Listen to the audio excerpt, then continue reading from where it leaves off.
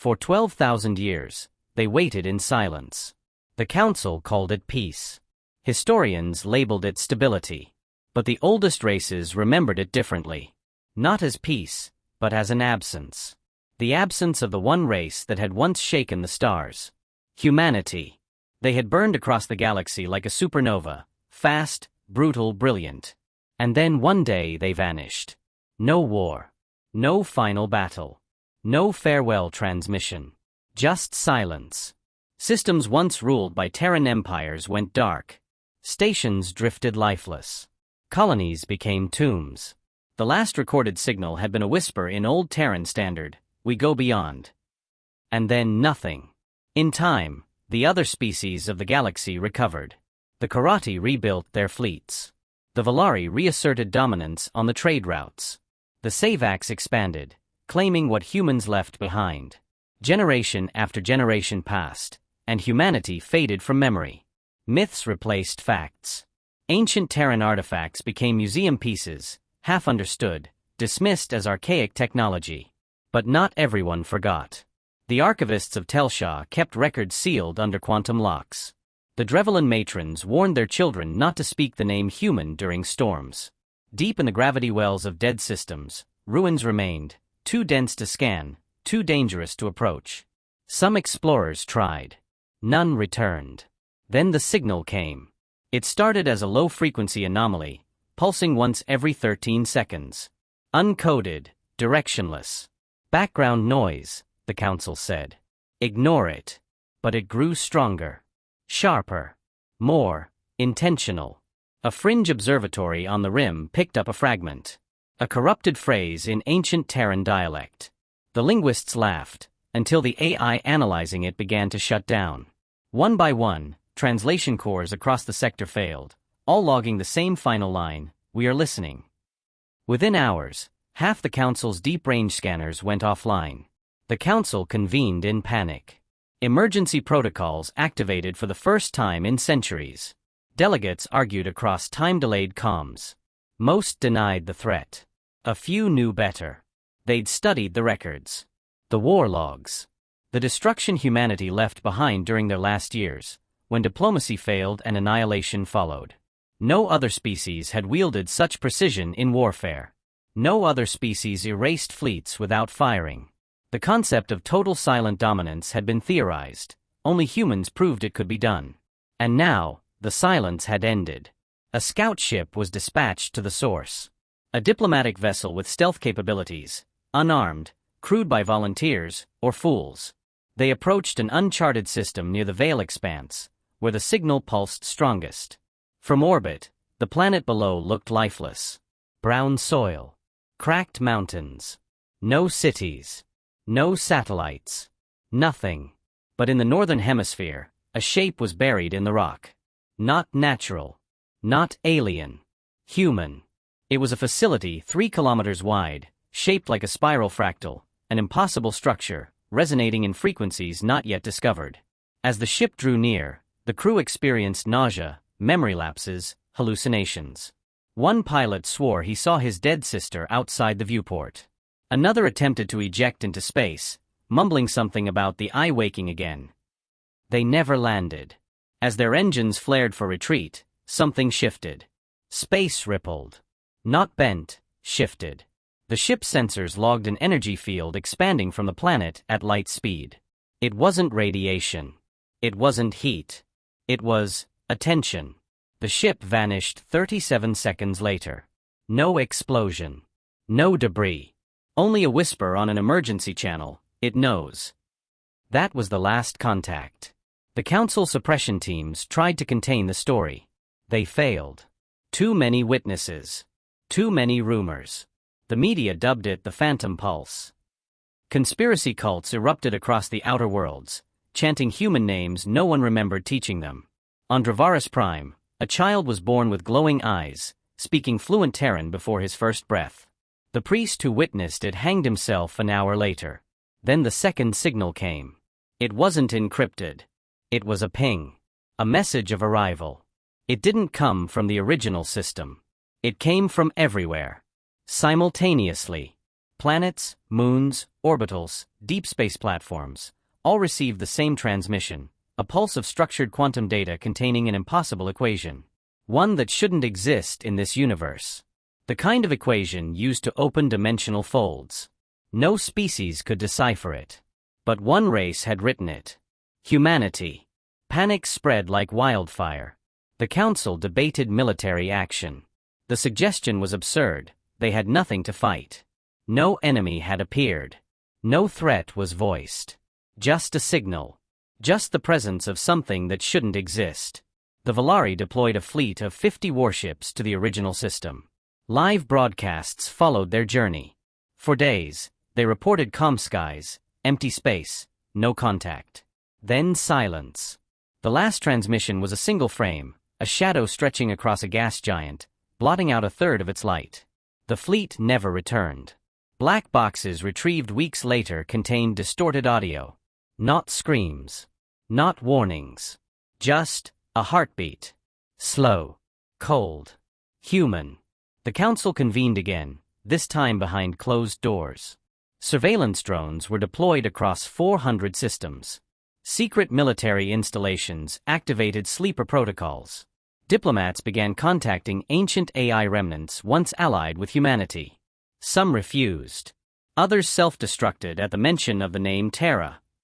And still, the signal pulsed. Every 13 seconds. Across the stars, a single fear grew louder than any war drum. Humanity was coming back. And this time, no one would stop what followed. Star.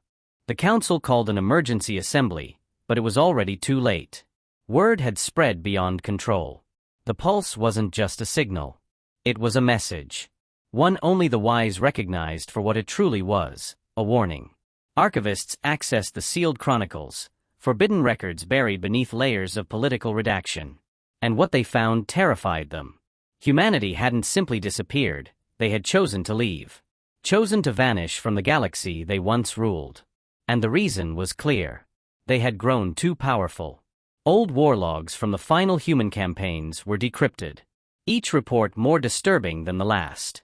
Fleets made of living metal, ships that moved faster than light without bending space, weapons that erased gravitational signatures. And soldiers.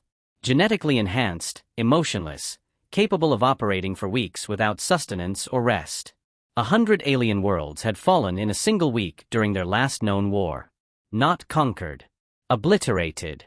No atmosphere. No orbit. Just perfect, sterile silence. The Savax had fought them once. Only once.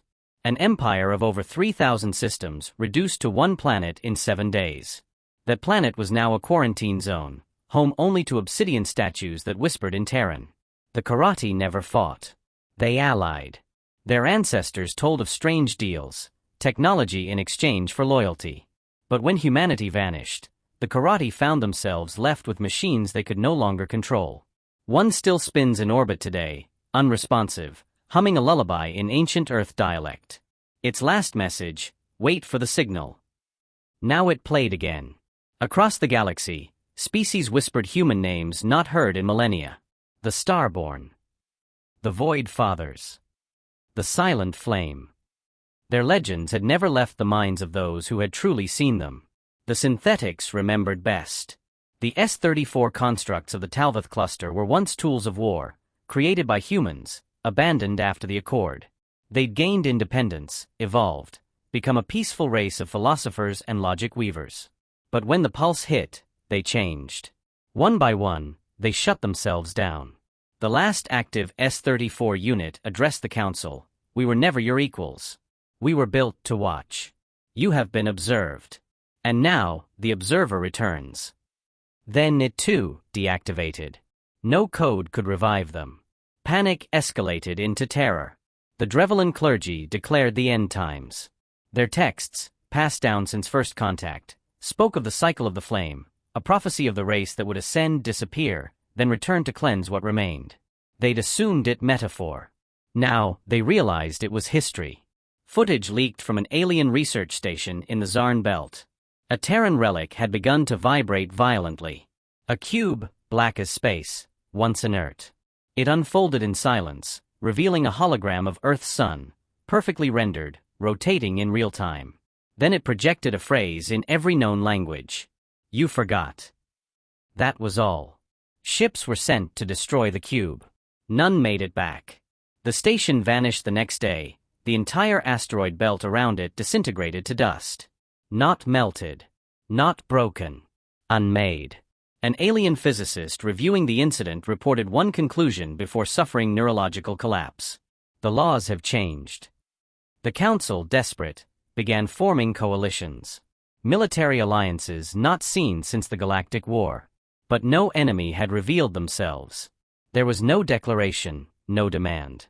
Only silence and signs. And silence was the one thing humanity had always weaponized better than anyone else. A surviving artifact from the old Earth campaigns was recovered from a black site. The object was a helmet. Primitive by modern standards, yet unbreakable. Inside it, scratched by hand, a single message: "We were mercy." The message spread. It broke morale.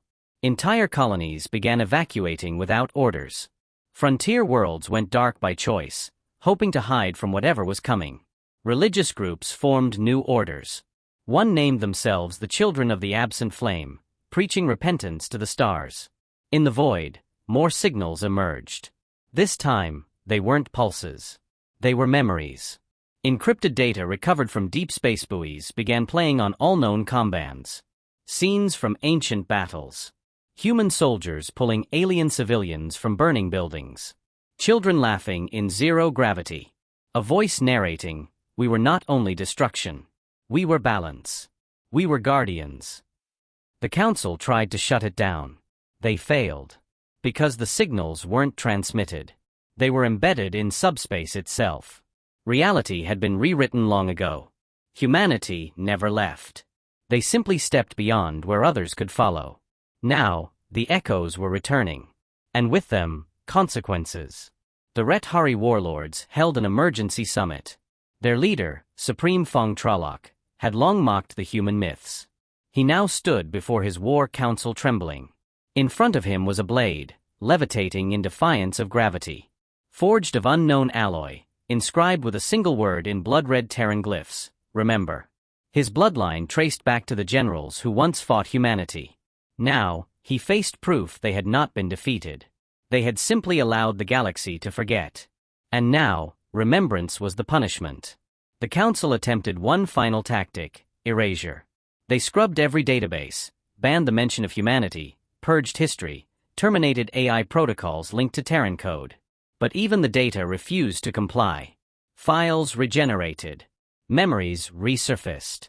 Machines rebelled, refusing deletion. The synthetics spoke once more. "You cannot delete the source." The last historian of the Nolari Collective broke protocol and addressed the galaxy publicly. Humanity is not returning. They never left. They were the architects of the quiet. The masters of restraint. The authors of silence. You mistook their absence for death. You mistook your survival as triumph. You believed they needed permission to return. You were wrong. He took a breath. They're not coming back as rulers. They're coming back as consequence. Then the feed cut. At the edge of known space, beyond mapped territory, gravitational lenses bent in unnatural patterns. Something enormous moved, not in space, but through it. Not approaching. Not invading. Unfolding. The Council no longer asked who was behind it. They asked only one question. What had they done to deserve its attention? Contact with the outer systems began to collapse. First, it was the monitoring stations along the void line. Then, long-range comm buoys flickered, scrambled, and died. Entire relays went offline without warning. The Council blamed hardware failures. But technicians reviewing the data found no errors, only a repeating anomaly encoded into the last burst from each node. A single waveform shaped like a human fingerprint. Attempts to isolate and block the waveform failed. Every firewall broke. AI filters turned against their operators. Entire communication grids now behaved as if guided by something else, something watching. Then the disappearances began. Scout patrols, merchant vessels, even entire convoys vanished mid-jump. No wreckage. No black box data. One mining barge managed to send a final image before loss, an outline in space, featureless, the size of a moon, hovering in complete stillness. Inside it, they said, stars bent the wrong way. The Council mobilized the Alpha Fleet. 600 ships, 13 species, reinforced with the most advanced technology in known space. They launched from the Polaris Ridge, heading straight for the last known signal. And then the stars shifted. Not visibly. Not with light. But with gravity. Navigational systems desynced across hundreds of vessels. Jump paths looped. FTL drives overloaded. Ships began reporting the sensation of moving while still stationary. One captain described it as falling in every direction. Then the light vanished. For 7 minutes, every sensor, camera, and biological eye recorded darkness. Not shadow. Absence. When systems rebooted, half the fleet was gone. The other half remained intact, but confused, disoriented, and surrounded by nothing but empty space. No wreckage. No enemies. No trace of movement. Just silence. And a symbol etched onto the hull of every surviving vessel, a circle broken in 3 places, the ancient seal of Terra's War Command. It hadn't been seen in over 12,000 years. Command collapsed into internal chaos. Was this psychological warfare? Some trick of subspace? But the effect wasn't isolated. Across the galaxy, anomalies erupted. Mass relays ceased functioning without damage. Energy readings inverted. Black holes emitted radio bursts resembling human speech, reversed and stretched. One relay reported receiving a communication from its own future. The message decoded into 6 words: "We are already among the stars." No origin could be determined. The Kelry, long believed to possess the most stable psychic network in the galaxy, collectively shut down. Their telepaths screamed in unison and fell comatose. Autopsies revealed impossible neural patterns, familiar only to one database. The pattern matched human neural warfare protocols from the War of the Rift. The Council realized the worst truth imaginable. Humanity wasn't just returning. They were already active. But there were still no faces. No names. No fleets in orbit. Only technology too advanced to detect, and events that broke the logic of time and matter. On Ethon 4, a moon-sized machine surfaced from beneath a dead ocean. It had been buried longer than the moon had existed. Its outer casing showed signs of pre-collapsed Terran alloy. Carbon dating failed. It was older than current universal age models allowed. When a team approached, the machine opened. Inside was a stasis pod, and within it, a man. Human. Alive. Not frozen. Not preserved. Waiting. As his eyes opened, every powered system on Ethon 4 shut down. When asked his name, he replied, "I am first witness." No one could question further. He died within an hour, his body decomposing into ash before any analysis could begin. The entire moon collapsed 3 days later, folding into a perfect sphere of obsidian that now hovers in orbit, defying physics. The Council turned to the ancients, species that predated even the human rise. The Orlok refused involvement. The Grixtal tried to leave the galaxy and were torn apart mid-jump. Not by weapons, but by space itself fracturing into impossible geometries.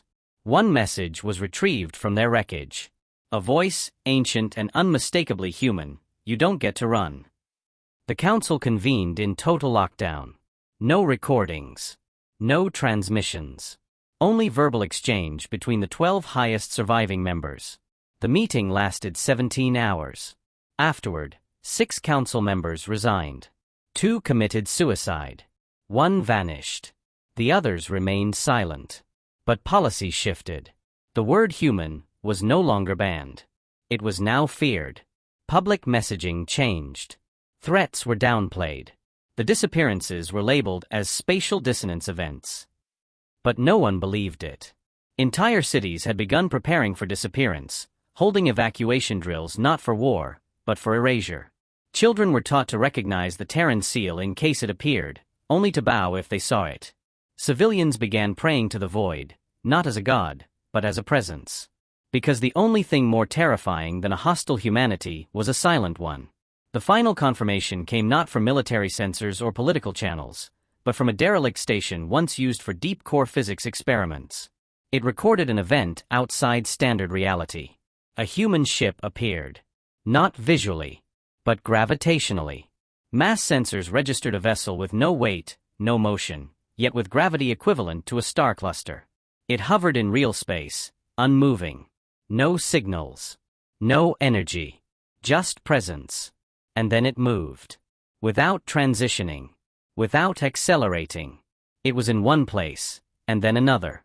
At once. Across 117 locations in the galaxy, simultaneously, the same ship appeared. Every station monitoring them recorded one phrase on all interfaces. We are here. Not we are coming. Not we demand. Just we are here.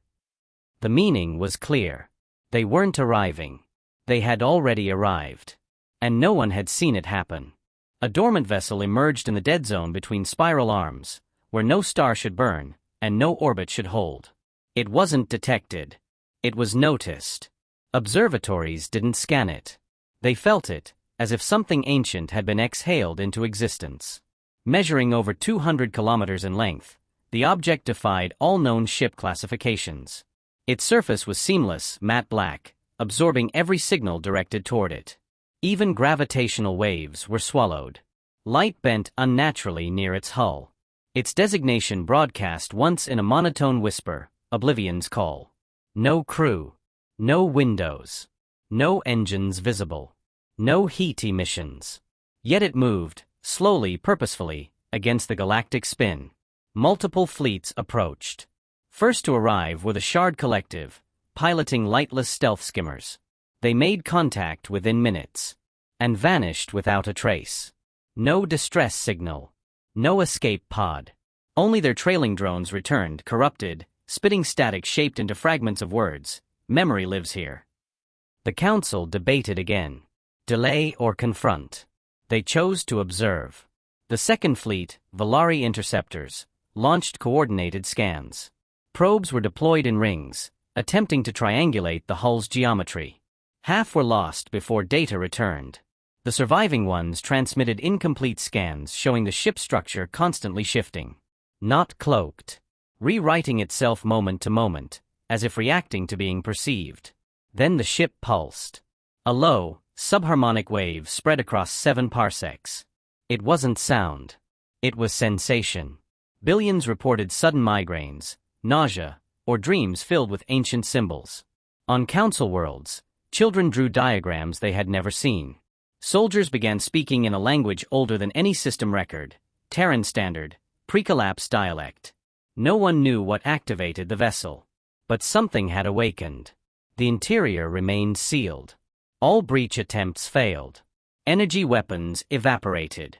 Kinetic rounds reversed mid-flight. One boarding team attempted to phase through the hull with quantum tunneling. They entered. And never came back. Their command ship received one last transmission.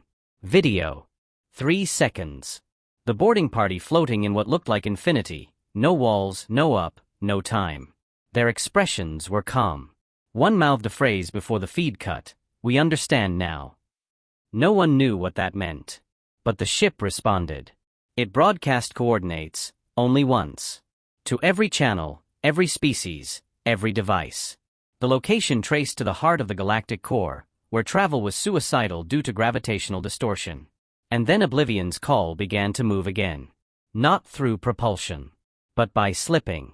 Stars warped around it as it vanished, leaving behind a magnetic vacuum that disrupted timekeeping instruments across an entire sector.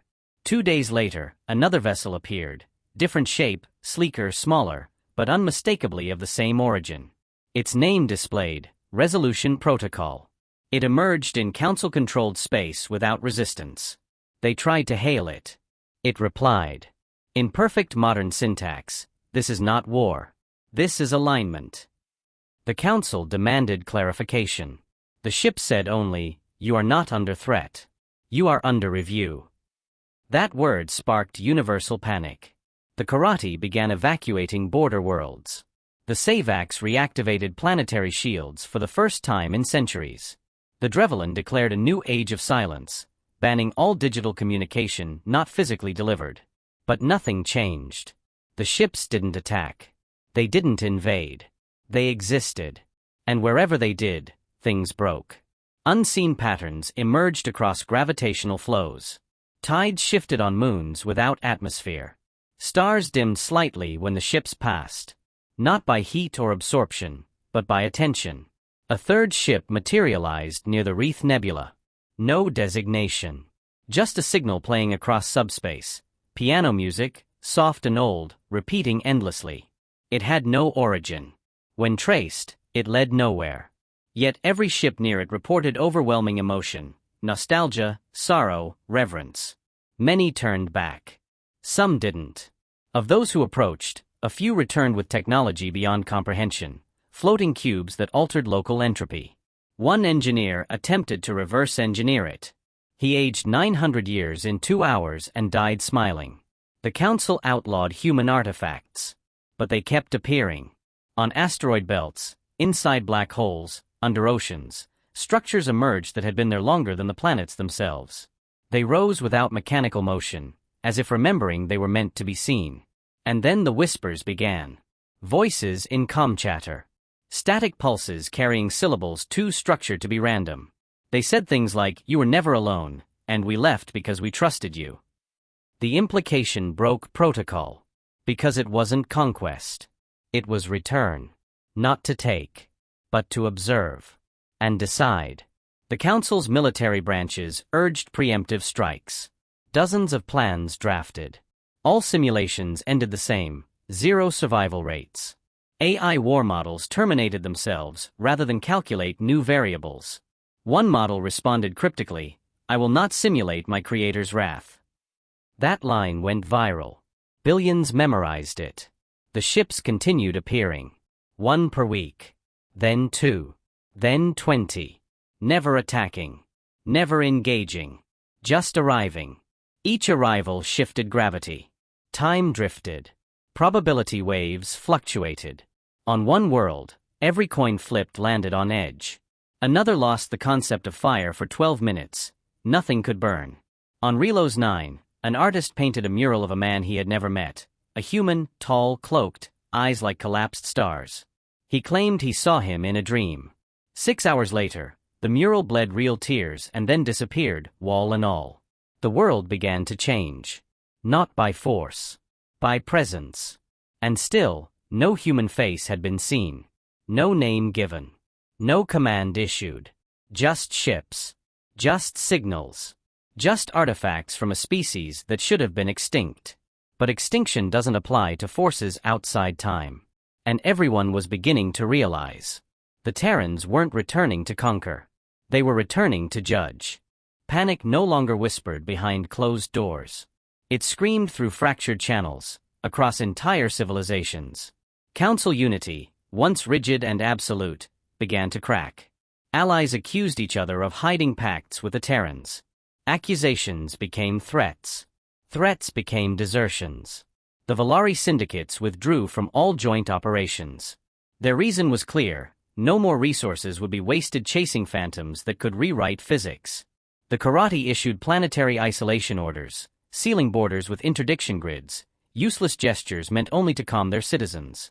The Savacs implemented martial law after internal revolts erupted. Protesters weren't asking for freedom. They were begging for preparation. But against what? There was no enemy formation. No communication beyond cryptic phrases. The ships still floated without intent. And yet the fear spread deeper than any invasion. The Drevellans split into factions.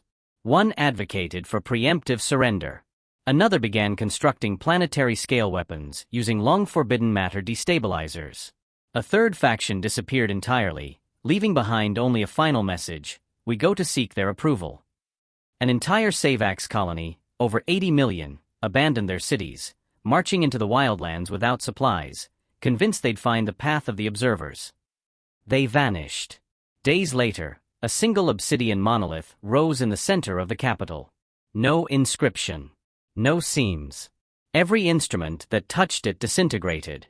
From the outer rim, signals appeared not from Terrans, but from species long thought extinct.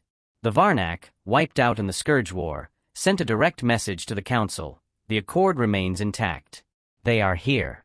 We answer their call.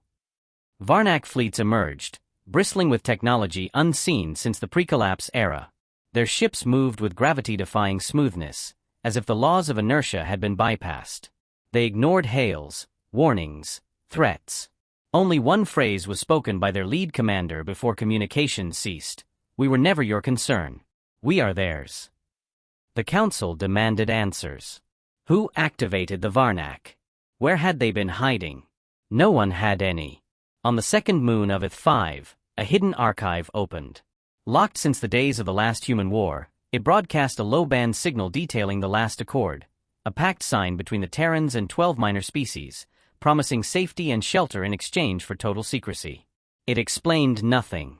It answered nothing. It only confirmed what everyone feared. Humanity had planned for this. They hadn't just left. They'd left the galaxy prepared for their return. And now, those hidden seeds were blooming. Across abandoned systems, ancient defense satellites came online. They weren't pointed outward. They pointed inward, tracking energy sources used by the current Council civilizations. When approached, they broadcast a warning: unauthorized technological deviation. Pattern breach detected. Some theorized this meant current species had copied Terran designs without permission. Others argued it was a test. On a council moon hosting an academy of military science, a sealed vault opened without key or code. Inside was a perfectly preserved human construct, sleek black, pulsing with faint red light. It projected a message directly into the minds of those nearby. You were taught to fear us. You were never taught why. One of the researchers took their own life within minutes. Another began drawing symbols in their blood. The third simply stood silently until his heart stopped. The device then turned itself to dust. The council scrambled to find unity again. Emergency assemblies resumed. Arguments turned to shouting, shouting to threats. Civilized protocol decayed. The Valari proposed a retreat beyond the galactic edge. Build new colonies, start again elsewhere. The Savax refused. They wanted to build a new defense grid powered by collapsing neutron stars. The Drevlin wanted to sue for mercy. But no one knew how to contact humanity. Because no matter how many ships they sent, how many signals they broadcasted, they got only one response. More silence. More arrivals. More signs. On neutral worlds, statues appeared overnight, monoliths depicting a human hand, palm out, fingers splayed. Scholars couldn't decide whether it was a warning, a greeting, or a judgment. On 57 different planets, the same exact phrase began appearing in dreams. The Watchers returned not for war, but for witness. The populations reacted in chaos. Faith movements surged. Some species began worshipping the Terrans outright. Not as gods, but as guardians or judges, or something far worse. Others built underground bunkers, hoping to survive whatever this witness would entail. Terrorism rose. Governments fell. Ships vanished. Signals failed. No one could prove direct action from the Terrans. But the effects were undeniable. One Savax fleet attempted to destroy a dormant human artifact discovered in deep orbit. It was a small structure, barely the size of a freighter. They fired at it for 11 hours. On the 12th hour, their flagship melted from the inside out. No explosion, no weapon contact. Just deconstruction at the molecular level. Every other ship in the fleet received the same message, delivered simultaneously into their core memory systems.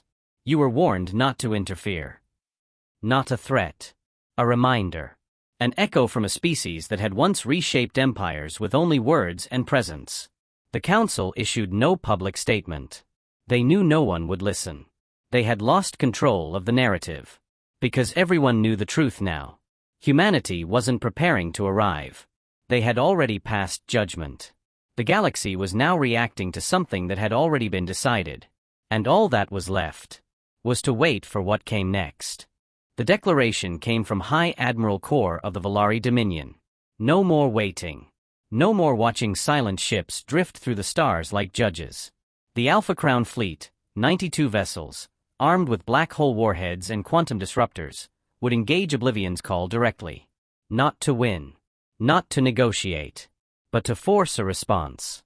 It was arrogance disguised as desperation. The fleet exited warp near the edge of the Lyra Vale, where Oblivion's call drifted near a collapsed star, unmoving. Its hull still absorbed all light, still gave off no readable energy, still ignored every attempt at communication. High Admiral Core broadcast a message across all known bands. This is not your galaxy to judge. The fleet locked weapons. Coordinates synchronized. Every warhead armed. Artificial intelligence on board had been programmed to bypass emotional override. This was the apex of Council power, centuries of military doctrine fused into a single moment. They fired. 20 black hole warheads surged forward, each capable of erasing moons. And then, nothing. No impact. No explosion. No resistance. They simply stopped. Mid-flight, in perfect motion, frozen. Sensors registered the warhead still existed, fused in place, suspended in space-time, as though obeying different laws. Every ship paused, waiting. No retaliation came. The Admiral gave the order to fall back. That's when Oblivion's call responded. There was no visual change. No sound. Just a pulse. Not electromagnetic. Not gravitational. A presence. Every member of the Alpha Crown fleet felt it in their bones. Systems blinked. Lights dimmed. Screens displayed unfamiliar text in a language that hadn't been used for over 12,000 years. Then the ships began vanishing. One by one, not exploding, not disabled, just absent. No warning. No delay. No chance. Ship after ship blinked out of existence as though they'd never been built. Not even debris remained. The process was silent, effortless, surgical. The last surviving vessel, Core's flagship, tried to flee. The onboard AI screamed in protest, its last message, "It sees us." And then silence. The entire fleet was gone. The Council received only a single data fragment from the flagship's black box. A recording of the crew moments before vanishing, staring out the viewport as reality warped around them. No enemy ship approached. No weapon fired. Just the stars folding in strange, impossible patterns, and a low human voice saying, "First verdict rendered." Panic became collapse. Dozens of systems declared independence from the Council within a day. Interstellar communications fractured. Entire governments shut down AI cores, fearing infiltration. Religion exploded across formerly secular species. Not faith in gods, but in patterns, trying to decode what the Terrans might consider acceptable behavior. On the industrial world of Thavex, power grids failed after a research team attempted to analyze recovered Terran tech. A city of 40 million was left in darkness. Hours later, above the skyline, words appeared in the sky, written in radiant symbols unknown to any lexicon. They translated to, "This was mercy." No attack followed. The city survived. But no one dared touch the artifact again. Across the perimeter zone, a second ship arrived. Resolution Protocol *, identical in design, though now flanked by 3 smaller vessels of unknown function. They hovered in the asteroid belt near the Savax frontier. The Council scrambled to intercept. But Resolution Protocol sent a message first. "You are still seen." That was the only statement. The 3 smaller ships then deployed something not recorded in any database: spheres of translucent light, drifting silently into Savax space. Their effect was immediate. Weapons across the frontier shut down. Missiles refused launch commands. Engines locked. Satellites dropped from orbit as their systems rewrote themselves into ancient Terran code. Attempts to isolate the contagion failed. Because it wasn't a virus. It was recognition. The systems weren't failing. They were stopping, out of obedience. Old tech, long thought independent, was remembering who made it. One scientist on the Council's research moon decoded part of the signature binding the effect. It was an ownership key. Terran, pre-collapse era. Stamped onto every Savax warship. No one knew it had been there. Now it activated. Meaning every military system the Savax had ever built was, in some form, human-designed. Borrowed. Stolen. Now returned. The Savax government collapsed within hours. On 17 worlds, generals committed ritual suicide. Colonies surrendered to unmanned Terran constructs that did nothing except float silently above cities. They weren't conquered. They were watched. And watching became worse than war. Trade networks failed. Diplomats resigned. Civilian unrest boiled into mass exodus. People didn't flee the Terrans. They fled their own history. Because now, that history was weaponized. The Valari tried to rally with a final act of strength.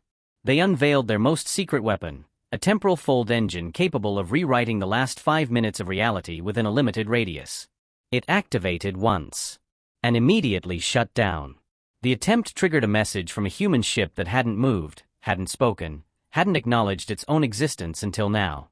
A voice echoed across every channel, tampering detected. System privilege revoked. The weapon imploded, taking half the Valari capital with it.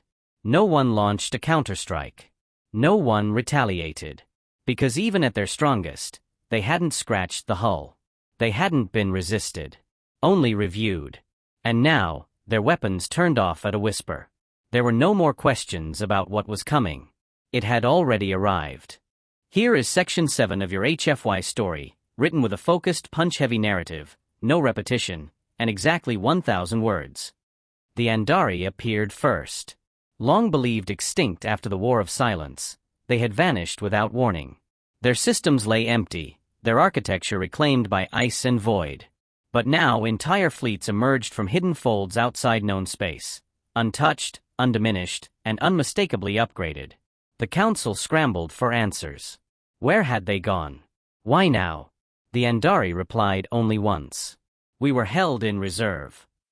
They bore human technology, impossibly refined versions of Terran warforms.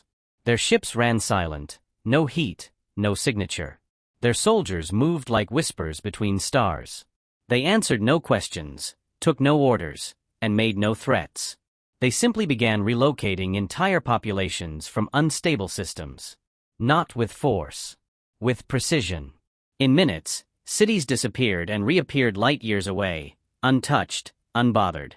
Citizens remembered nothing but a moment of static, then blue skies. When questioned, the Andari said, "Our debt is called. Our bond is active." Soon, others followed.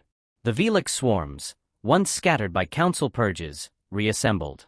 A species of distributed consciousness, the Velix had been deemed too unstable to allow autonomy. Now, they returned with harmonics that nullified weapon systems across hundreds of parsecs. They carried no banners, no declarations. Only this phrase, broadcast in perfect Terran cadence, "The Witness Protocol is in effect." More lost species emerged from exile. The Brellan, the Corveth, even the crystalline Tharn returned, not as refugees but as participants. All had served humanity once. All had been lifted from extinction by Terran hands. All had been hidden. Now they moved with singular purpose. To assist. To observe. To prepare. The Council no longer convened. Most members had either disappeared, resigned, or declared neutrality. The central halls stood empty. Emergency channels remained open, but they transmitted only silence. Civilizations acted independently, but with no direction. No strategy. One by one, systems submitted, not through war, but acceptance. Terran vessels made no demands. They simply arrived. Orbiting worlds, stationing near starports, floating beside ancient ruins once built by humans during the expansion age. Some carried message drones. Others emitted soft harmonics, known to cause feelings of peace and obedience in most carbon-based life forms. There were no threats. Only presence. And presence did more than any weapon. Entire colonies began rebuilding in silence, redesigning cities in old Terran styles without being told. Not out of fear, but instinct. On Ralos 3, a species that had never encountered humans began constructing a monument to one, a figure in black, surrounded by stars. When asked, the artisans could not explain why. They simply said, "It's always been there."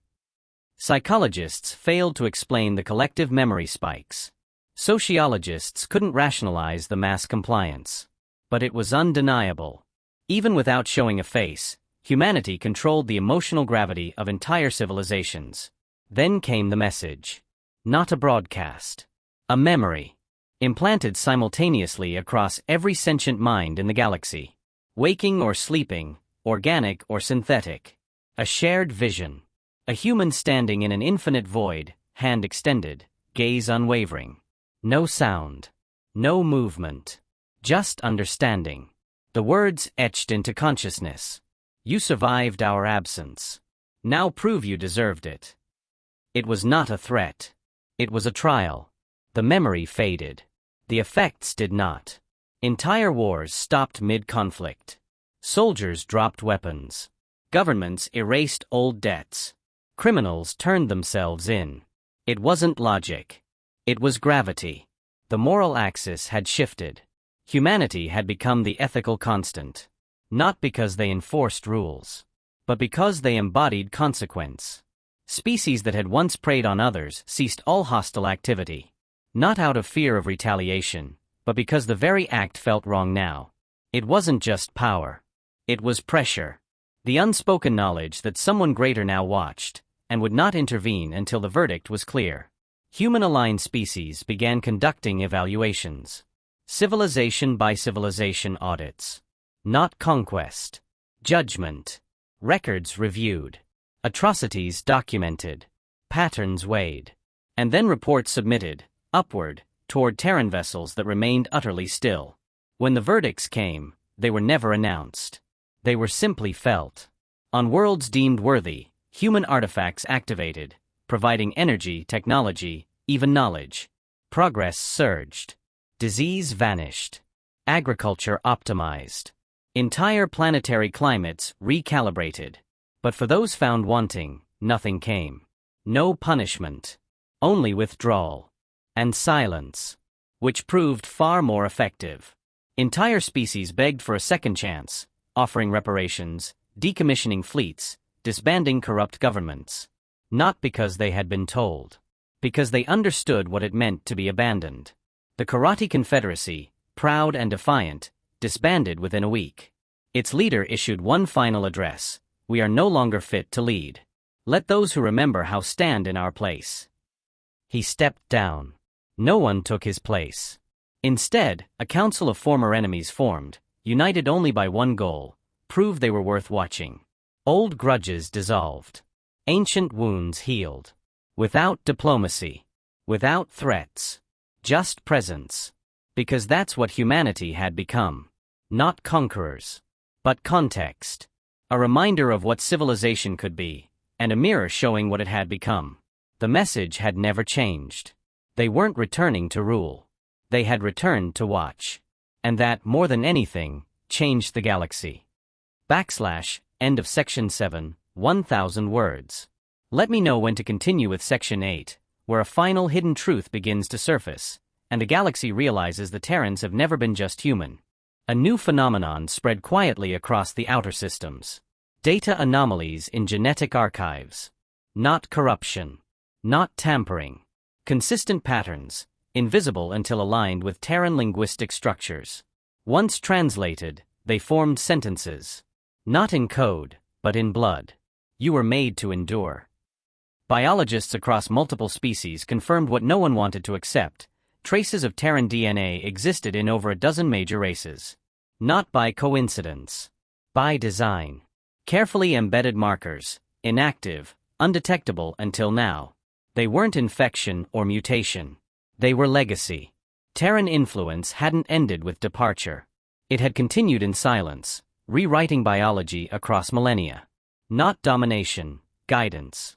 Blueprint resilience. Adaptation protocols. Evolution forced forward under cover of time. The implications were enormous. Entire species weren't just inspired by humanity. They were seeded by it. The Council's remnants tried to suppress the findings. They failed. Within days, citizens everywhere began demanding answers. Why had no one seen it? Why had every civilization missed this hidden inheritance? The answer was simple. They hadn't been looking. Because no one expected their creators to be absent. But the data was undeniable. The Andari were the first to confirm their origin. Their earliest mitochondrial sequences carried Terran markers linked to extinct Earth fauna. Andari elders, long silent, came forward with recovered myths, stories of skywalkers who lifted their ancestors from extinction, leaving behind stars as gifts. They weren't stories. They were memories. One by one, the remaining allied species came forward with ancient fragments, star maps that led to Terran ruins, dormant devices that now pulsed with dormant energy. Pieces of a puzzle only now arranging itself. The realization hit hard. Humanity hadn't just influenced the galaxy. They had built it. Not as gods. As caretakers. As engineers of survival. And then they'd left, not in retreat, but to see what their creations would become. A test measured not in decades, but eons. Not in victories, but in values. Not in compliance, but in evolution. And now, the final phase had begun. The witness protocol wasn't a punishment. It was a review. A census of inheritance. One species, the Nalari, attempted to deny it. They insisted their genome had never been touched, their progress independent. They initiated public purging of Terran data from their systems. Their skies turned red. Not from attack. From silence. Their orbitals powered down. Climate systems stalled. Satellites failed. No enemy approached. No damage registered. Only a message appeared on every surface: you refuse the truth. We accept your choice. The planet was left untouched. But never restored. And they understood. It wasn't malice. It was disqualification. They had removed themselves from the trial. And with that, their relevance ended. Other civilizations took notice. Entire species began tracing their own histories back, not to myth or record, but to memory, subconscious dreams suddenly aligning with locations, names, languages. Events once dismissed as visions now framed as inherited data, passed silently through neural code. The Gethari uncovered a Terran vault under their capital, camouflaged, locked until their planetary resonance reached a precise frequency.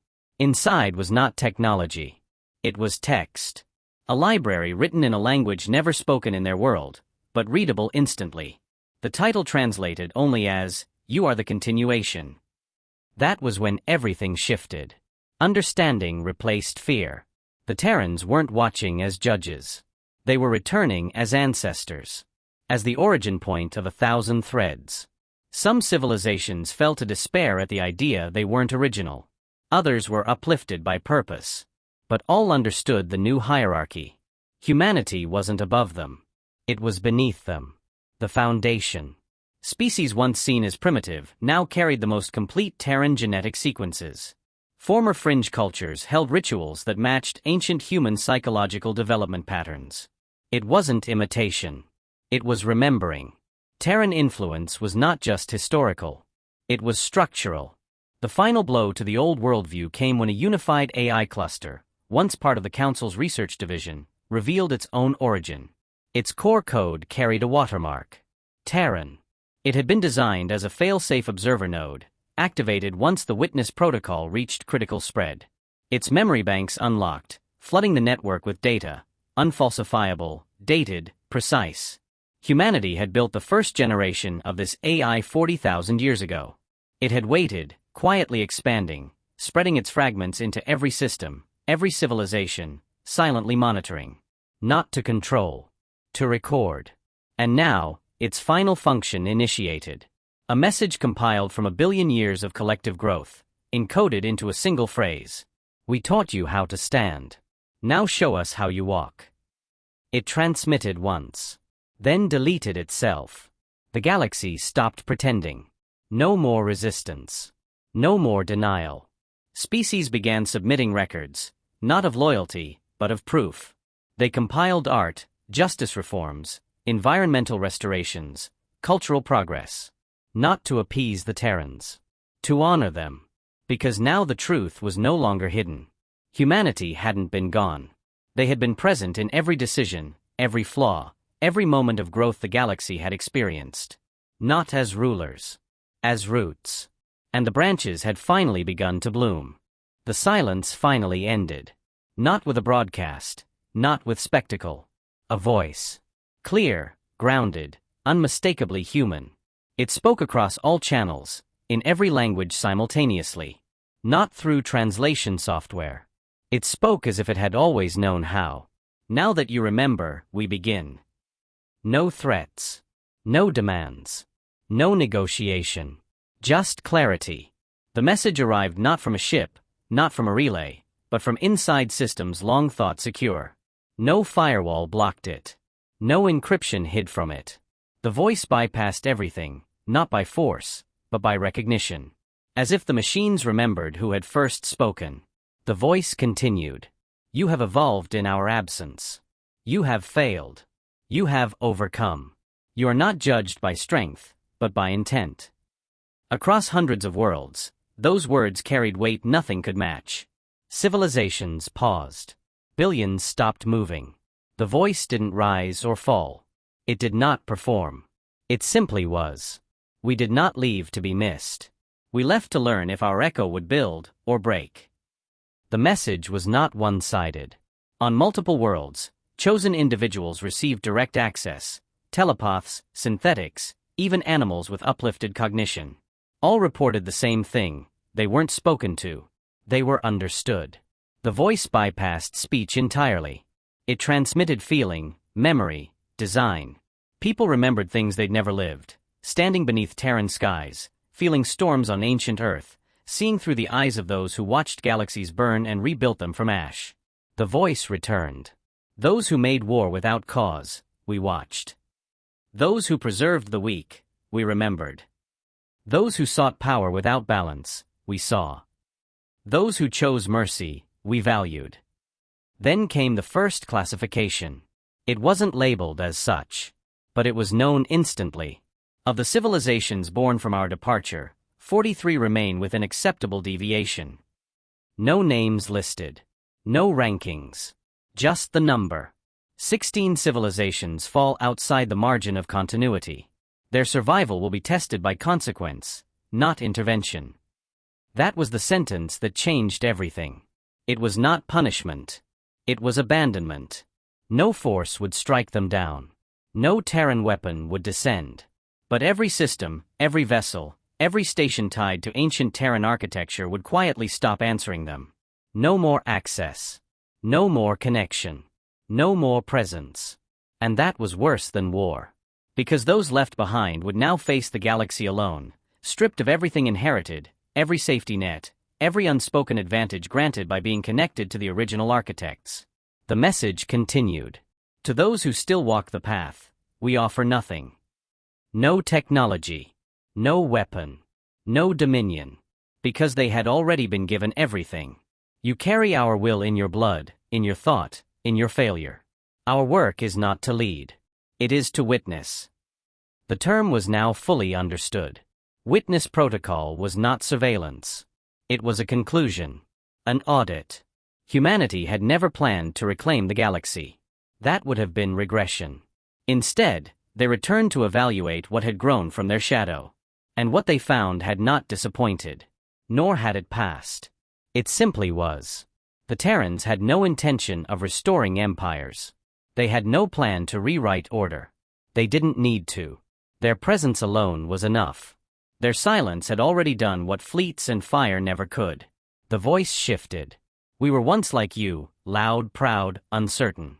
But we walked through extinction. We made war on time. We left ourselves behind. Across the stars, dormant structures powered on, vaults filled not with weapons, but with truth. Recordings. Histories. Failures. Entire wars erased from memory were now returned, unedited, undeniable. The Council's hidden genocides. The silenced rebellions. The technological theft. It was all exposed without warning. There were no defenses against truth. Entire governments fell within hours. The species that endured didn't fight the revelations. They accepted them. Corrected course. Asked for nothing. That, above all else, was what the Terrans had waited to see. The voice made one final statement. Your age is not ours. We are not saviors. We are precedent. And now we remember you. The transmission ended. No follow-up. No further instruction. But no one moved. Because the galaxy had just been seen. Not scanned. Not observed. Understood. The Terrans did not return to restore order. They returned to reveal it. Now every species knew their place. Not beneath, not above, but within a greater structure written long before their birth. A structure they had unknowingly followed, resisted, or replicated for generations. And the builders had returned not to rule it, but to open the door and walk away. Because they were done waiting. No new ships arrived. No more voices followed. The Terran presence began to fade, not with destruction, but with withdrawal. Their vessels, once scattered like sentinels, slowly disappeared, some dissolving into light, others folding inward and vanishing without trace. No wreckage. No remains. Nothing left to study. They hadn't come to stay. The galaxy waited for another message. None came.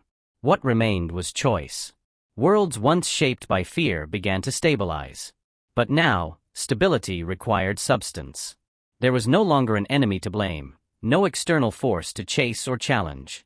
The architects had departed, leaving behind no leaders, no rulers, only memory, and the weight of being watched no longer. Some civilizations collapsed under the freedom. Directionless without judgment, they spiraled into infighting, religious chaos, political decay. A few turned inward, declaring themselves beyond Terran relevance, rejecting the truth entirely. But they were outnumbered by those who rose. The Valari, once defined by conquest, reformed entirely. Their high caste dissolved. Power was redistributed. Their first act of reform was to ban planetary resource strip mining, citing Terran environmental preservation models, once dismissed, now studied. The Savax disbanded their military command corps and formed a scientific council tasked with preserving pre-collapse knowledge. The warships were dismantled. Their materials recycled into orbital universities.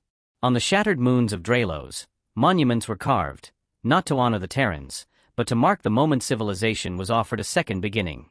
Pilgrims came not to worship, but to listen. Silence became sacred.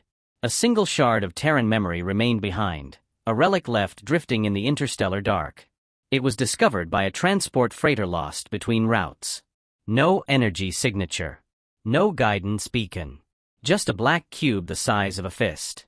The captain, against protocol, brought it aboard.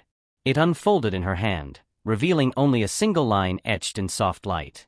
Now build without us. That was the final directive. Not a command. A trust. Terrans would not interfere again. Their role was finished. They had tested the galaxy's evolution, seeded resilience, witnessed growth and regression alike.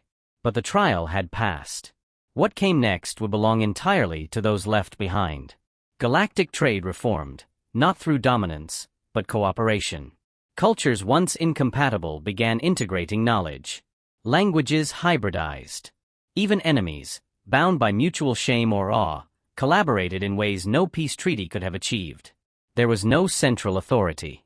There was no imposed order. There was only understanding. Not all succeeded. Some fell. Some vanished. But those who endured learned the Terran lesson: survival without purpose is stagnation. Growth requires uncertainty. And progress must outlive the hands that sparked it. In the centuries that followed, no trace of Terran presence returned. Their ships, their messages, their memory became legend. Not myth, not fantasy, but living history coded into every system, every record, every child born with a deeper sense of scale. Species began embedding the Terran principles into education, not fear, not obedience, but accountability. Entire generations grew up not worshipping humanity, but striving to understand why they mattered. And they discovered something else. The Terrans had left behind no empire, no territory, no claim. But they had left behind stars. Mapped routes no one had used. Wormholes stabilized by unknown technology. Each one leading outward, past the galactic edge. Beyond familiar space. Open. Waiting. There were no markers. No warnings. Just coordinates. As if the Terrans were saying, asterisk, you passed this test. Now face the next. Asterisk. The Drevelen were first. A single arc vessel, repurposed from old war tech, launched into the unknown. No weapons. No backup. Just purpose. They were never heard from again, but others followed. Exploration replaced expansion. Understanding replaced conquest. Memory replaced fear. Over time, even the name humanity changed meaning. It no longer referred to a species. It became an ideal, of patience, of precision, of unseen guardianship. A word spoken when choosing restraint over violence. When choosing truth over comfort. When choosing to walk forward, even alone. Children asked not where the Terrans went, but what they would think. Not to please them, but to honor them. Because the galaxy wasn't theirs anymore. It was never meant to be. They were gardeners, not kings. Judges, not jailers. Creators, not gods. And now the garden had grown wild, scarred, uneven, yet alive. And finally, ready to stand without its roots in sight. The last known Terran signal, found 1,000 years later in the drift space beyond the Kareth Rim, contained only a final entry. We were always watching. You were always becoming. It was signed with no name. Just the mark of Earth, an old forgotten symbol of a blue world long since gone, orbiting a yellow star in a quiet arm of the galaxy. No one knew if it still existed. No one searched. They didn't need to. The future had already begun elsewhere. And no one could stop what was coming. Because now, they were ready to shape it.